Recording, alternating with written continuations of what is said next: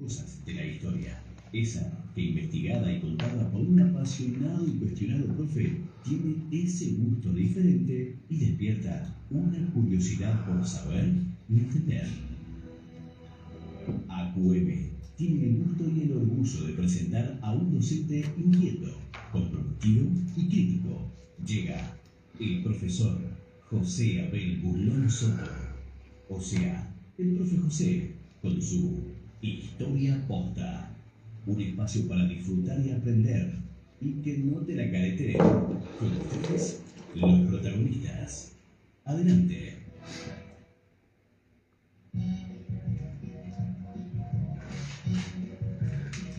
Ahora salió. Esta es la radio de la mayoría. Radio Cultural de Santos, la voz amiga. Centro de la referencia, centro mundial. Radio Cultural, la radio de la mayoría. Esta es la radio de la mayoría. CW23, Radio Cultural, desde Salto, República Oriental del Uruguay. Centro de la referencia, centro mundial. Radio Cultural, la radio de la mayoría.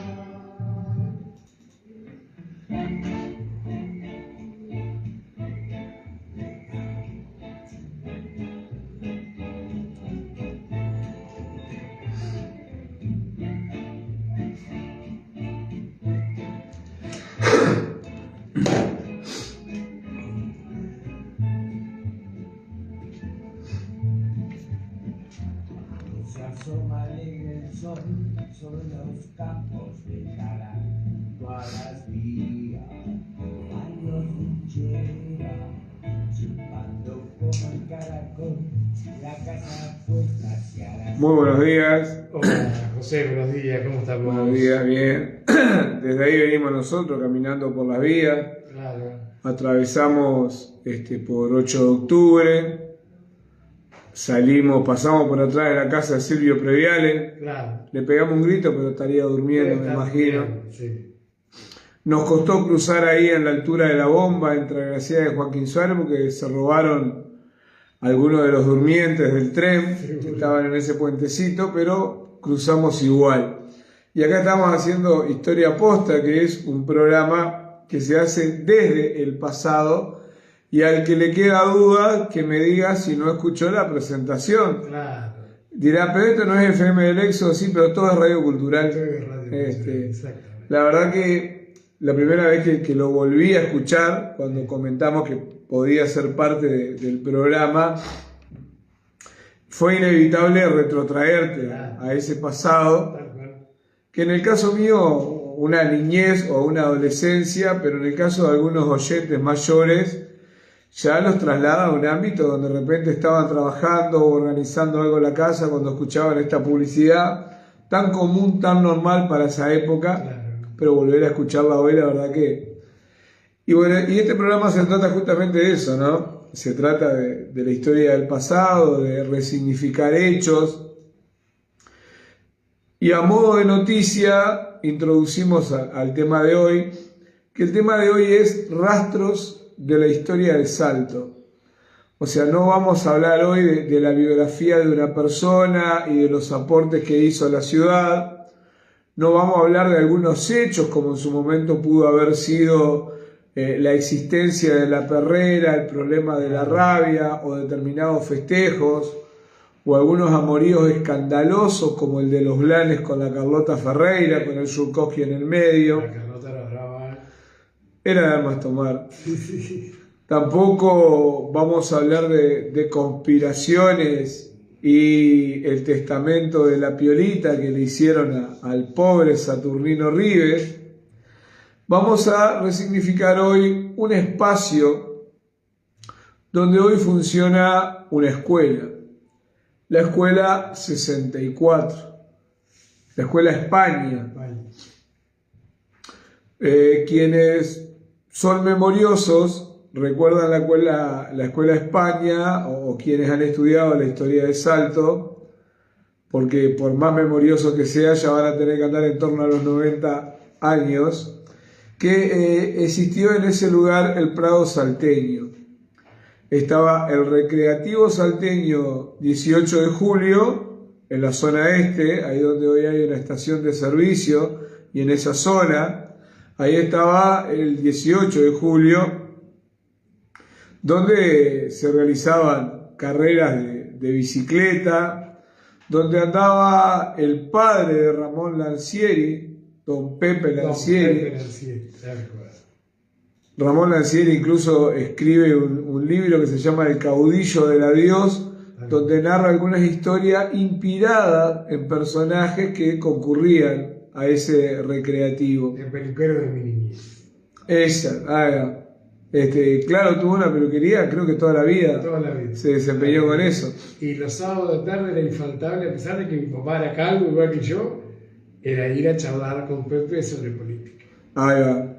Porque dice que más allá de la orientación ideológica era bastante abierto. Conocí varios personajes famosos allí. La verdad que era un placer escucharlo porque un respeto, ahí iban blancos, colorados, diputados, senadores, ediles, lo que fuera. Sin trago de por medio, solo a conversar. No, solo aparte el hombre estaba con las tijeras. Sí, y la navaja. Claro. Filoso como navaja de peluquero. Bueno, ahí había un recreativo. Otro recreativo estaba, y acá lo hemos mencionado, en Joaquín Suárez, antes de llegar a 19 de abril. Abajo del puente, me dirán sí, abajo del puente estaba el recreativo, donde ahí incluso fueron los aeronautas que nosotros comentamos aquellos viajes en globo aerostático, donde se colgaban del trapecio y hacían diferentes piruetas en el aire hasta que el viento los llevaba demasiado alto y ahí la preocupación era dónde iban a caer. Claro. O sea que Salto tenía como punto de atractivo recreativos, lugares puntuales donde se hacían fiestas. Un lugar puntual, por ejemplo, era la Plaza 33, donde, como lo comentamos acá, también se hacían aquellas retretas, aquellos bailes, animado por el batallón número 4 de cazadores de la ciudad de Salto.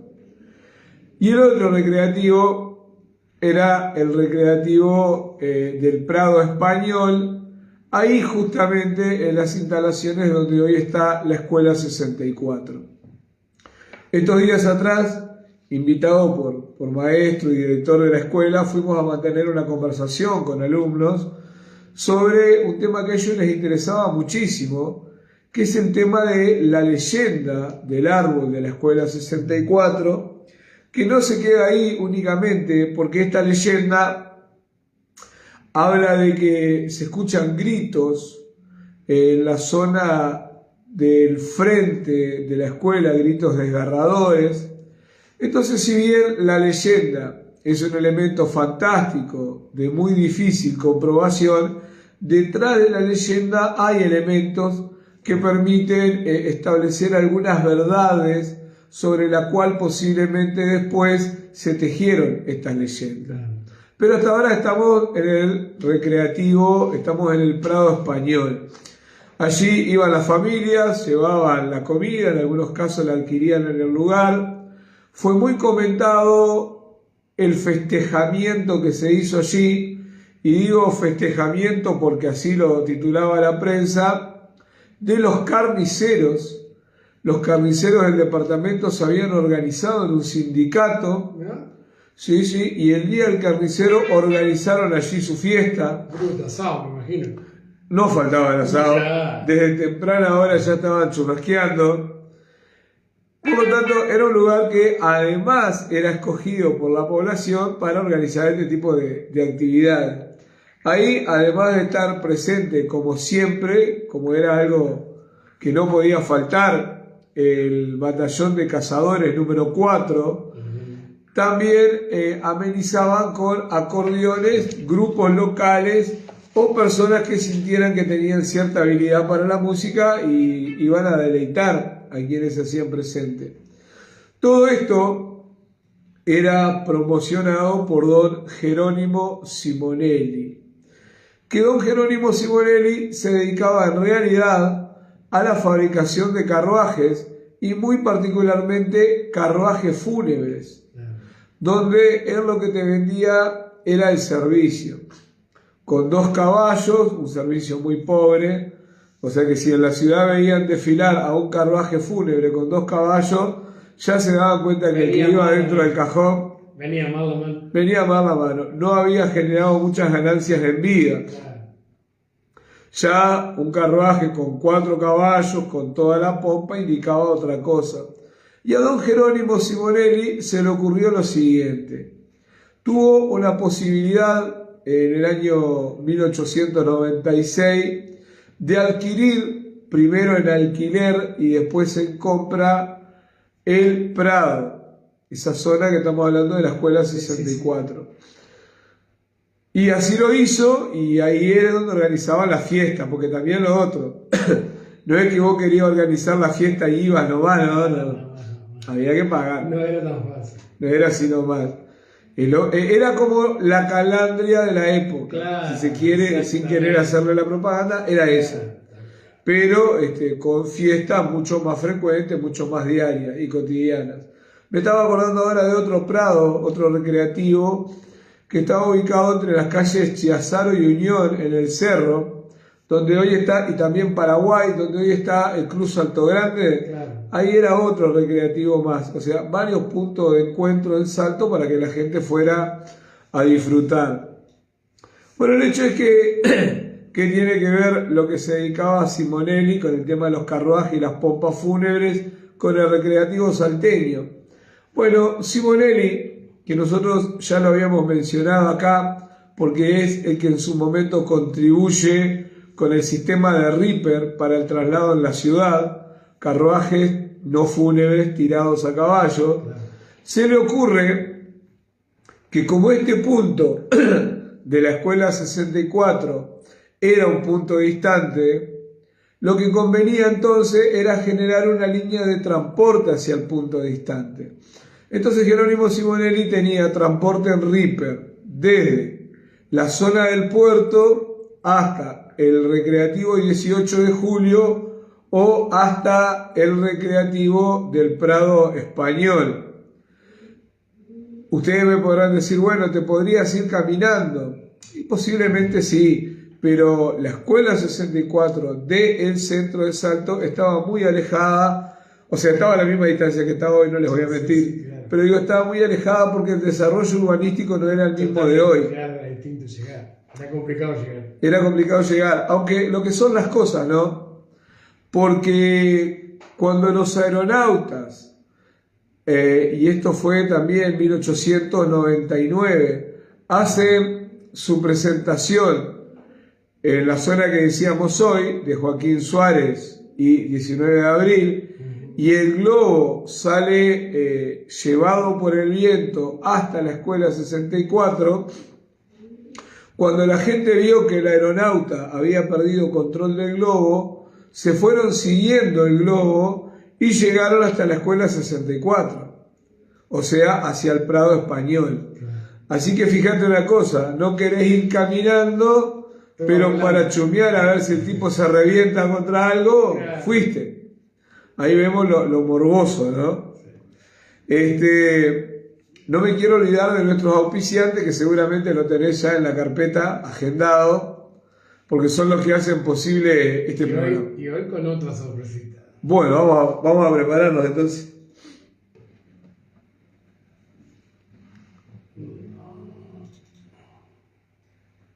Bueno, esto es técnica.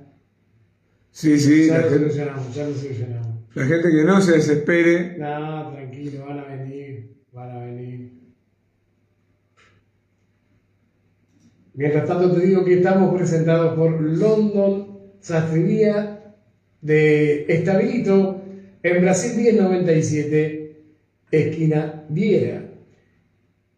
Nuestras finas confecciones en los trajes que presentamos diariamente a nuestros clientes, junto con la calidad noble de los casimires, nos está asegurando el éxito en el reclame.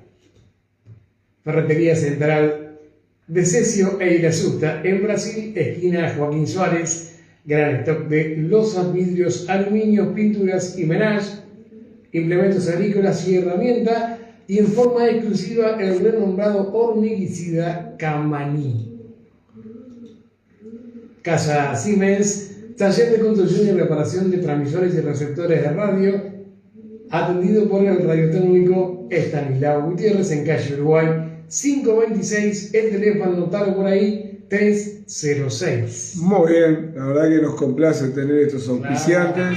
Claro. En este relato que estamos haciendo hoy, estamos yendo de adelante para atrás.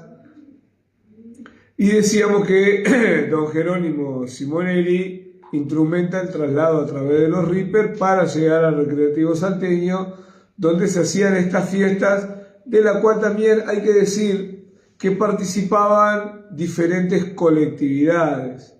Por ejemplo, la colectividad portuguesa, la colectividad turca, la colectividad vasca, se reunían en el lugar porque Salto se había conformado, al igual, por ejemplo, que Montevideo y que otras ciudades importantes del interior, con el aporte de la colectividad inmigrante. Los italianos también se reunían allí, y esto para graficar primero cómo era el carácter de las fiestas, pero segundo la importancia, porque imaginate que todos los españoles que estaban dispersos en Salto sabían que en determinado momento podían nuclearse y era el lugar para encontrarse todos. Claro, está claro.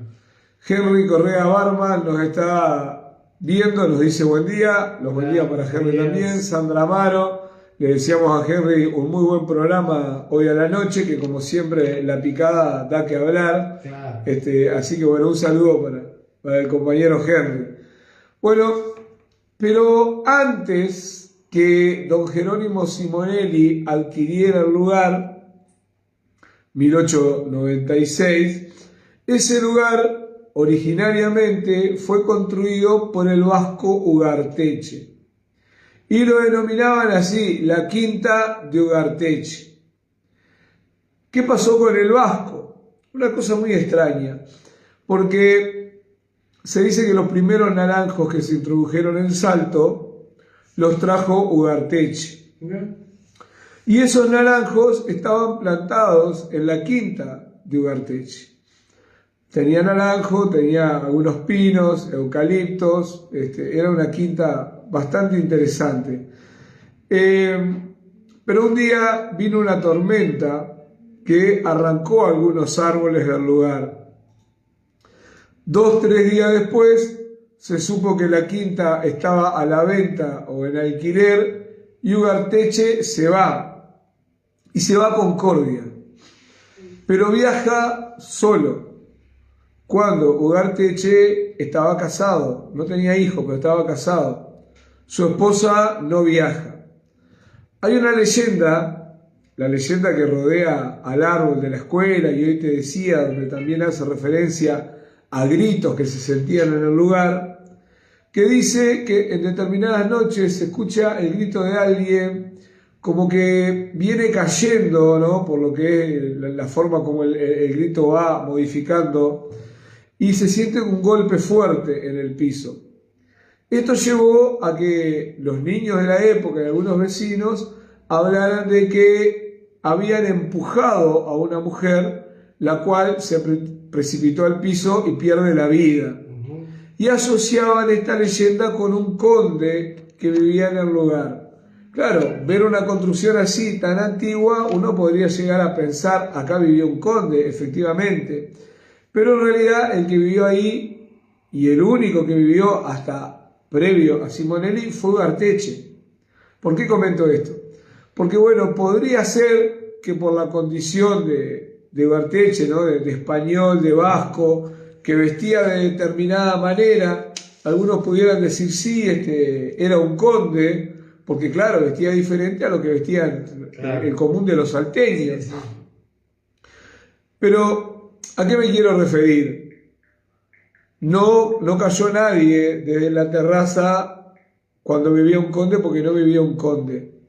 Pero tal vez podemos creer, haciendo algunas conjeturas que espero que no sean muy forzadas, que quien cayó de la terraza estaba vinculado con Ugarteche. Porque como te vuelvo a decir, Ugarteche se va a Concordia al poco tiempo, no viaja con su esposa, no se sabe nada de su esposa, pero sí se conjetura que efectivamente una mujer cayó desde el lugar.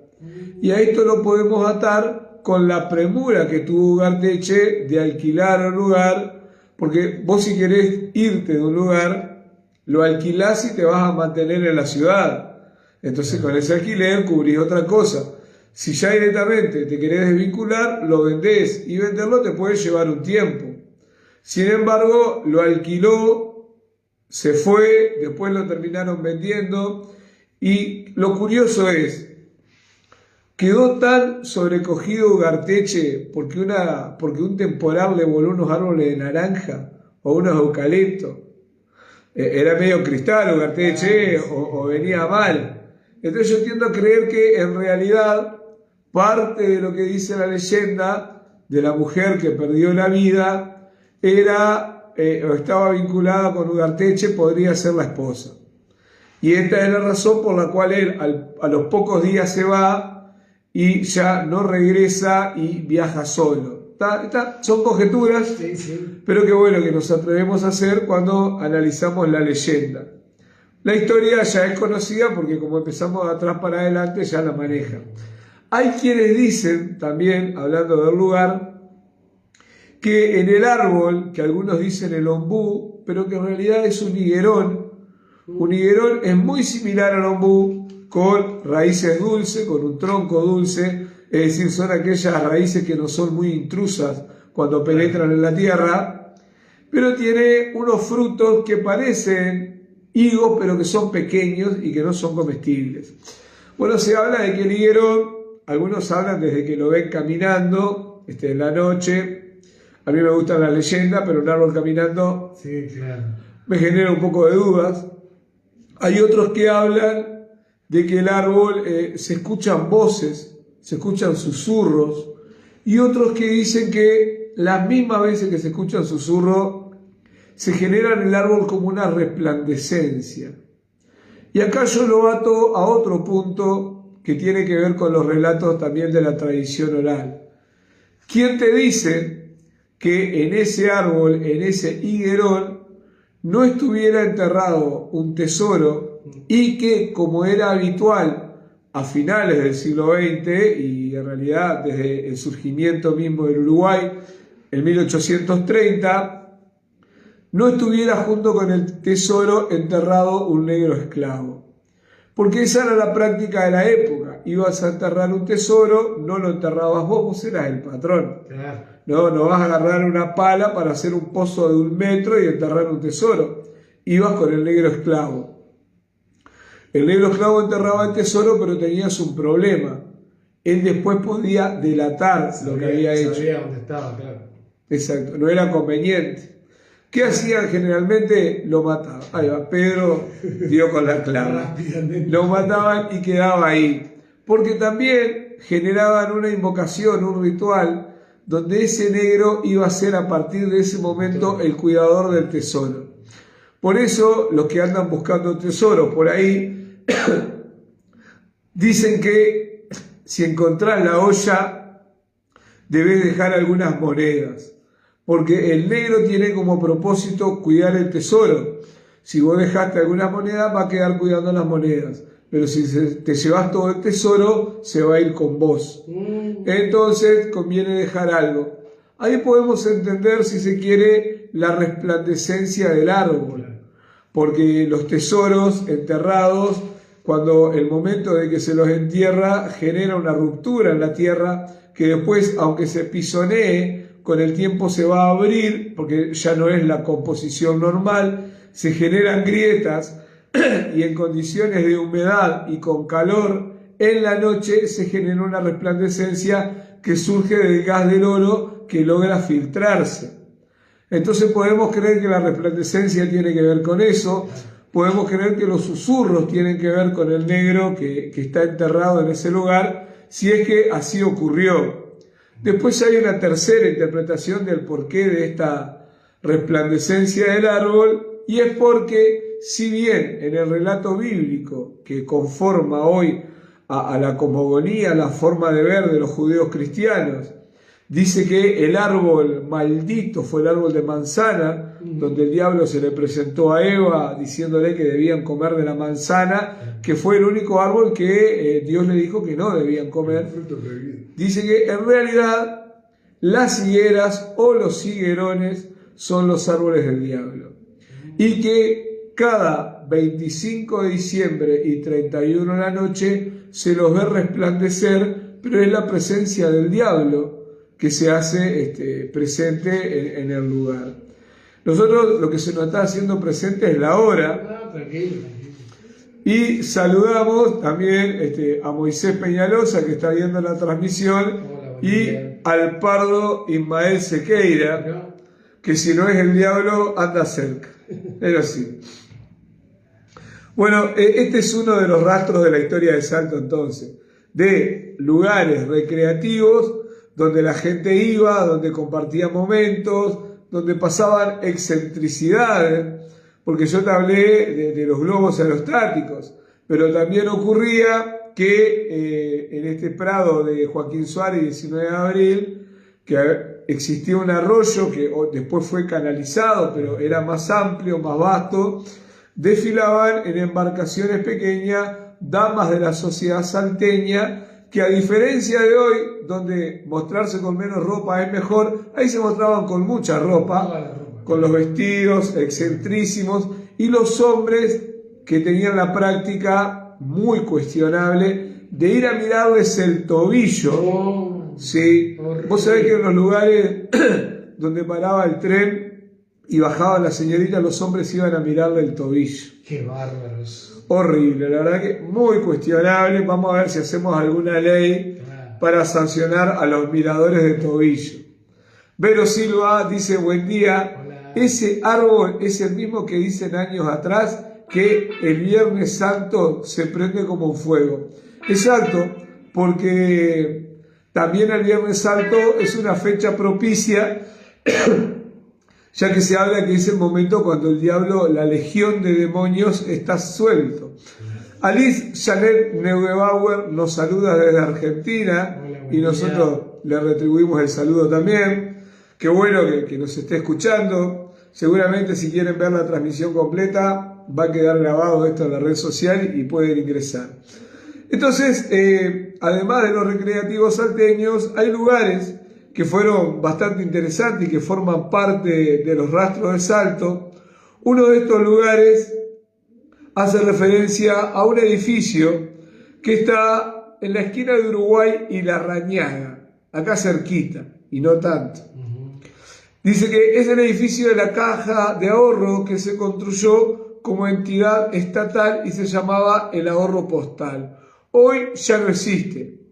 Pero, ¿qué nos cuenta este relato?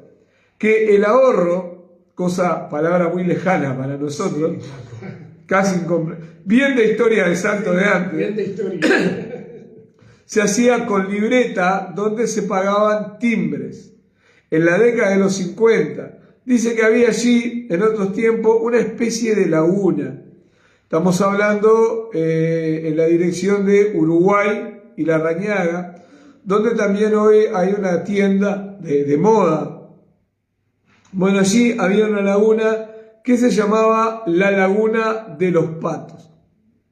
Quizá por ello, dice, los primeros pilotes de hormigón construidos aquí lo hizo una empresa capitalina ante la admiración de los salteños. En el salón de lo que hoy ocupa ANDA estaba allí la oficina de la Caja, que luego se fusionaba con el banco hipotecario.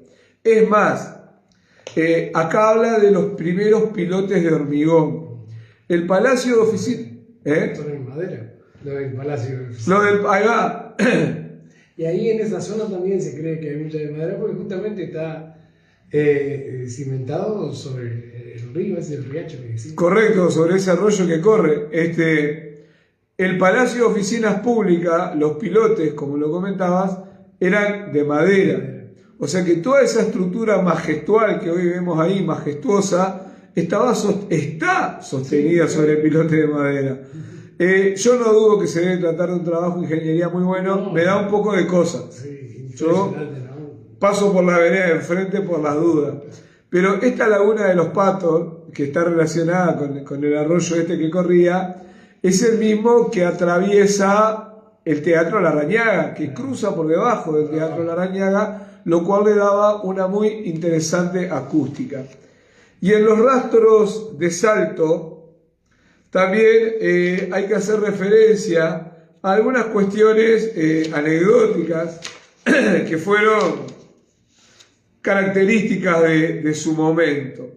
Por ejemplo, una de ellas era un trago que se podía consumir en los bares salteños. ¿Mirá? Era el trago de los pobres llamado el avión. Caña con coca. Con el tiempo, pero muchísimo después, fue grapa con coca. ¿Por qué no era grapa con coca antes? Porque la grapa era muy cara, la grapa del espinillar. Claro. Era como un whisky etiqueta negra de hoy. Sí, claro. Digo esto porque escucho por ahí, lo repito, ¿no? Claro, era como un whisky etiqueta negra de hoy, entonces la gente a lo que podía acceder era a la caña con coca, que era el avión, porque la bebida más sofisticada era la grapa con pomelo. Entonces, si pedías grapa con pomelo, era porque tenías algo de plata, si no, la cosa decía que estabas de otra forma. Un personaje de Paso del Bote, a esto se lo pierde el chino Giovannoni porque no está escuchándonos hoy, Se nos durmió el chino. se me olvidó el chino, era la Renga Blanca, esposa de Lagrimilla Pérez, Mirá. también de la zona. Claro, si sos esposa, va bien en el mismo lugar. Sí. Menos hoy que están estas parejas excéntricas que Sí, cada sí. cual en su casa. Dice, un personaje del Paso del Bote. Y hablando de personajes, también nombra acá a Blanquito, de apellido, encargado del drink bar, especialista en tragos, sobre todo gin, un mago en la combinación. Sí, el tema es que si no era un mago en la combinación, te hacía una mezcla que salías pataleando de ahí. Y la última referencia a estos rastros de Salto es acerca de los cantores de boleros. El bolero era bailado en Salto, era un baile que te daba la posibilidad de bailar apretado. Mirá. Porque acá hablamos de las retretas donde bailaban en círculo, un círculo amplio. En algunos momentos el punto del círculo se conectaba con el otro, conectaba una persona con otra, y ahí era donde se hablaban o se pasaban billetitos. Pero acá el bolero ya es otra cosa, porque dice que muchas veces con los ojos cerrados se aprisionaba a la otra persona hacia el pecho. Las orquestas, estamos hablando acá de la década del 40, del 50, siempre comenzaban con los boleros lentos, donde las parejas se dejaban llevar, dice, por el momento romántico. En algunas ocasiones fueron tan convincentes en sus notas que varias parejas, a pesar de los ritmos, seguían bailando bolero. Mirá. O sea, la misma banda, y acá lo raro, ¿no? Porque yo soy del periodo donde la música lenta quedaba para el final. Exacto. Como Si que vos no venga, agarrabas mirá. nada, Sí. tenías la chance de agarrar el final. En realidad todo te indicaba que menos que ibas a agarrar el final.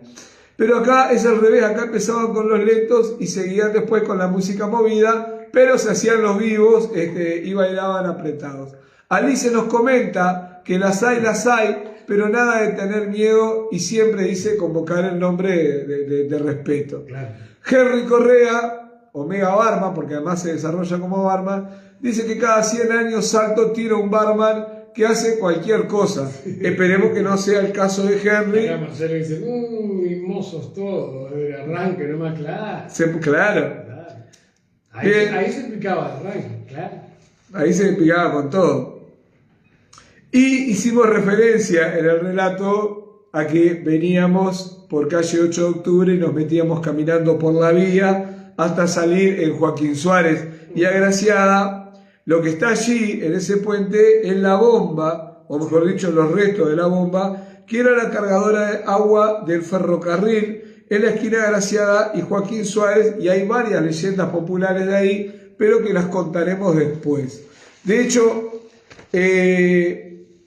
si nosotros nos paramos mirando en dirección norte en ese puente y miramos a la izquierda, puede ser que nos veamos con el profesor Noir saliendo de pantuflas y bata de su casa, El amigo Dos Santos. Noir dos Santos, pero si miramos un poco más cerca, hay un galponcito pintado de verde, que ese era el galponcito que tenía Don Schutz, que era el propietario de, entre otras cosas, de la extracción de piedras preciosas del Catalán en Artigas, que luego las exportaba a Montevideo y al mundo, pero que salían del puerto de Salto. Para salir del puerto de Salto tenían que llegar en ferrocarril. Claro. Por esa razón es que el trazado que viene por la avenida Barbieri corta transversalmente y cruza por atrás de la casa de Silvio Previale y después por atrás de la casa de donde estaba Shulkowski. Nos aporta a Henry que Noir es hombre de la cuchilla. Ah, yo pensaba de cuchillo, no, ya tanto no me lo imagino. Seguramente Noir está durmiendo, no lo está escuchando, pero no va a faltar el que le vaya a contar. Exacto, que alguien me dice. Yo por la duda aclaro que los dichos, palabras y expresiones vertidas son pura exclusividad de Pedro Peralta. Nos vemos el próximo domingo. Buena semana, gracias por venir. Ya volvemos.